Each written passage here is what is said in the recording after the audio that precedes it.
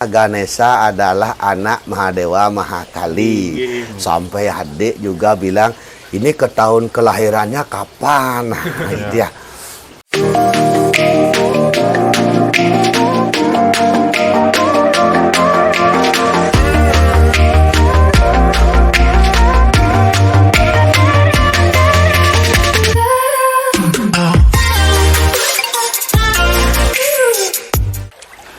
Swastiastu Pak Jero. Swastiastu, nak, muda-muda nih. Iya nih kia. Nggih. Kita napi Gus, Nggih. Kinten Pak Jero tiang sarang sami sareng teman-teman niki. Nggih, polih tugas kinten ring kampus. Nggih, tentang mengulas tentang makna Dewa Ganesha kinten. Nggih, punapi Dewa Ganesha niko. Nggih, tiang sarang teman-teman kan kinten rencana mangkat tema makna dari kelahiran Ganesha.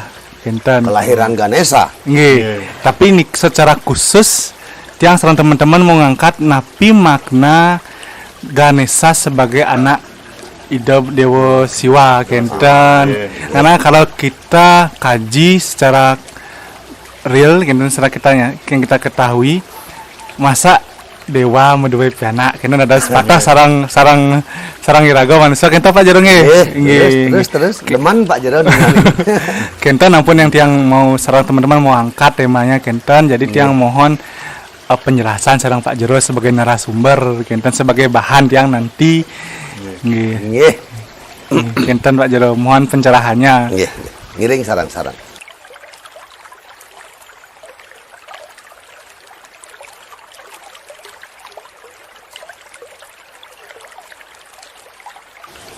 Sesuai dengan pandangan Pak Jero dan pemahaman Pak Jero niki nggih. Nah, puniki Gus. Ini pertanyaan yang sangat bagus dan sangat luar biasa. Niki mahasiswa datang. Puniki nggih. Sebenarnya Pak Jero sih tidak bisa bahasa Bali halus niki. Kang yang bahasa gado-gado Pak Jero nggih. Nah, begini nak semua ya, mengingat kita sebagai umat di sini ya, sangat penting bagi kita umat Sudharma mengupas yang namanya cerita-cerita keagamaan itu dek, atau yang namanya mitologi yang tersebar luas di masyarakat. Nah, di sana sehingga kita bisa mendapatkan pesan-pesan moral dan nilai-nilai yang penting mungkin melalui yang namanya cerita-cerita keagamaan itu. Kembali sekarang ke pertanyaan adik. Nah, bagaimanakah makna Ganesha ini sebagai anak Dewa Siwa atau Mahadewa Mahakali? Nah, mari kita kupas bersama-sama. Karena itu kan mitologi yang harus kita kupas. Nah, di sini Pak Jero akan mengupas yang namanya pertama Dewa Ganeshanya dulu ya, agar adik tahu apa yang dimaksud, apa arti Dewa Ganesha itu, maknanya apa.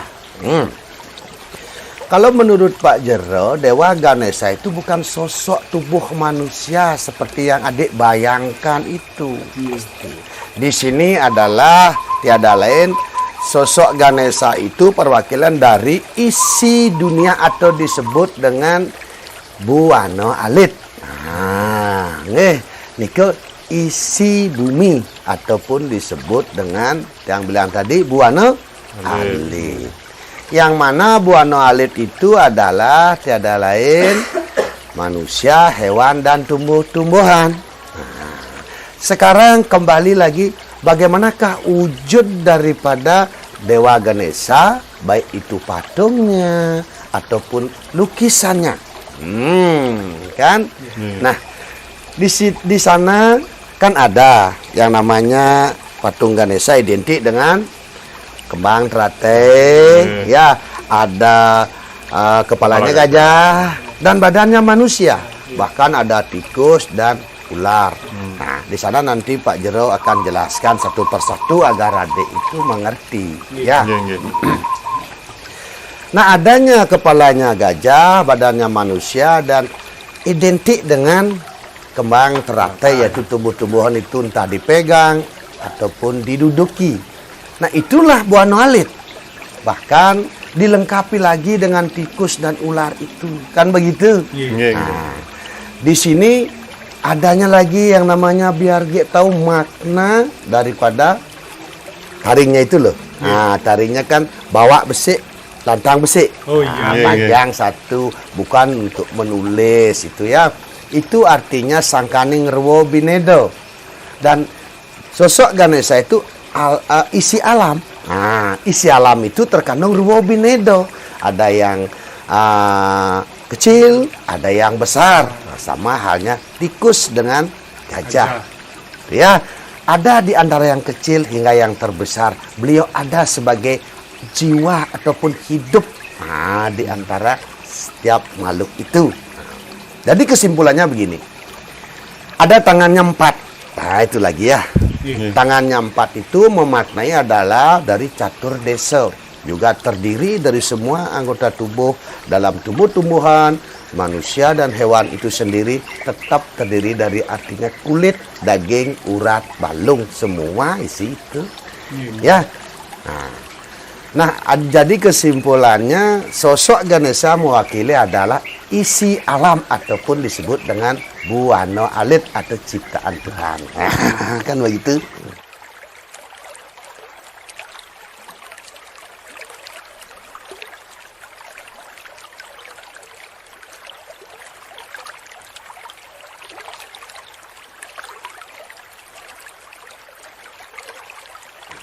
Terhubung sekarang arti dan makna daripada Dewa Siwa ataupun Mahadewa Mahakali. Nah, sekarang Pak Jero ponis itu bahwa Mahadewa Mahakali adalah alam ini. Pertiwi akasa ataupun buana agung. Juga disebut manifestasi Tuhan ya, karena pertiwi akasa tidak pernah punya ada kematian kan? Nah, tidak ada kematian. Kenapa? Alasannya begini. Coba kembali lagi lihat gambaran yang disebut dengan Dewa Siwa gimana atau Dewa Mahadewa. Ya, yang di sana identik beliau itu pakai pakaian apa itu? Pakai pakaian roreng atau kulit harimau. Ya. Tak mungkin lah kalau memang betul dewa apalagi raja punya pakaian hanya segitu. Itu mengandung makna. Enten maknain kok Pak Jedongnya. Jelas. Makna daripada itu melambangkan beliau adalah Bapo Akasa, disebut yang namanya pakaiannya roreng itu loh. Ya, gaya yang namanya macan itu. Nah, macan itu kan raja hutan, raja rimba. Artinya maknanya aku adalah alam ini. Ya. Dan di sini ada lagi di kepalanya itu, ini panjang sedikit ya, agar Dek itu paham. Dan ada alasannya bagaimana Pak Jero bilang itu adalah Pertiwi Akasa ataupun Buana Agung. Ada bulan, biasanya bulan Sinde. Itu menandakan aku adalah waktu, atau disebut alam atas kan bulan. Nah, di sini ada air pancuran. Nah, biasanya di atas rambutnya. Arti air itu kan lambang kehidupan. Akulah kehidupan, atau dicari unsurnya, unsur Kajo, unsur Wisnu sebagai guru, sebagai juga bapel. Nah, adanya rambutnya istilahnya naik ke atas. Nah, kan moncong, kenapa tidak sekalian? Dan terurai ke bawah. Nah, artinya aku ada di antara yang tertinggi hingga yang terendah, sebetening tanah, sedurin langit. Bisila lipi terikat, semua terikat kepadaku. Artinya nih, nah, adanya trisulanya 3 itu. Nah, disebut kalau menurut pengkajian Pak Jero adalah aku ada di 3 dunia. Nah, begitu. Nah, arti itu adalah Bapo Akasa. Nan Parwatinya di sini adalah Ibu Pertiwi. Alasannya gimana?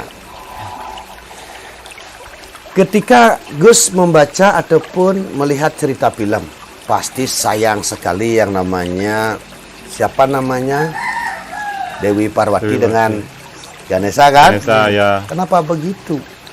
Nah, Dewi Parwati berlambangkan Ibu Pertiwi, ya. Nah, di sini bagaimana Ibu Pertiwi memelihara setiap makhluk hidup, yaitu bahwa diwakili oleh Ganesha.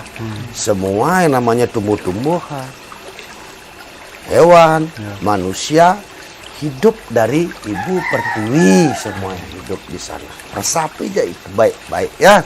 Nah, jadi di sini kesimpulannya adalah Dewa Ganesha adalah ciptaan disebut dengan Buana Alit ya, ataupun isi alam, sedangkan Dewi Parwati dengan Mahadewa yang disebut dengan Siwa itu adalah Bapa Akasa, Ibu Pertiwi yang disebut dengan alam ini.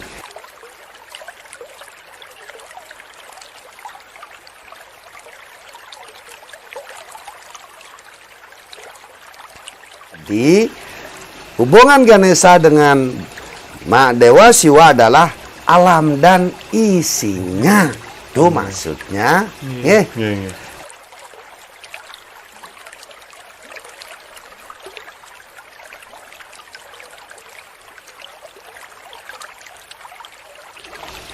Pantanin seperti yang adik uraikan di sana, perlu di sini kita mengupas atau mengkaji cerita-cerita keagamaan yang disebut dengan mitologi-mitologi tentang apapun itu yang penting sesuai dengan keagamaan.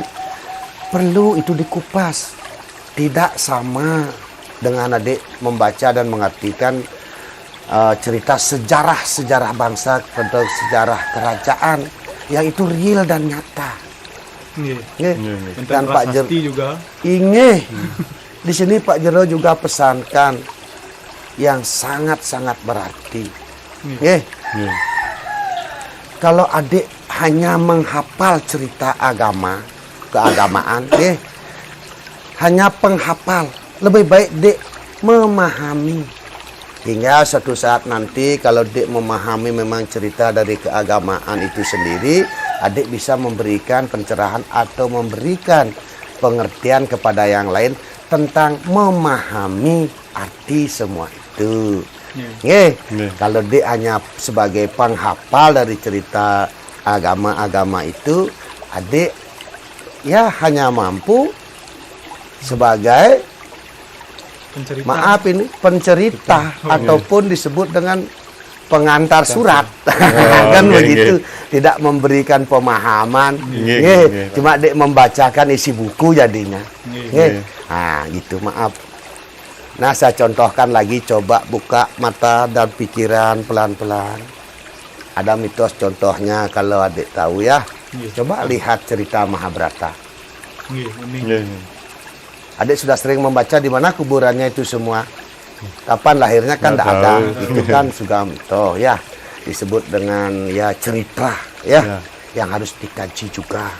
Yang sangat mahal, mungkin makna di sana berguna untuk kehidupan kita. Adanya 100 kerawu dengan panca Pandawa, 5 Pandawa.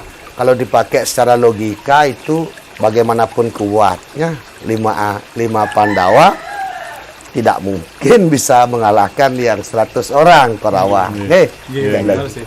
Tapi di sini maknanya kan beda, adik sudah tahu sebenarnya, harus dipahami ya. Arti daripada itu, bagaimanapun besarnya kekuatan yang disebut dengan keangkaramurkaan atau kejahatan, tidak akan mungkin bisa memenangkan kebenaran walaupun itu hanya sedikit. Itu maknanya nih. Masuk akal sebenarnya. Benar. Ya, dari Pak Jero ya seperti itu aja. Itu makna yang jelas harus perlu dikupas, dikaji, membaca cerita-cerita agama yang disebut dengan mitologi-mitologi tersebut yang sudah tersebar di masyarakat luas. Itu perlu adik kupas itu ya, agar adik tidak salah memahami seperti tadi, sangat keliru.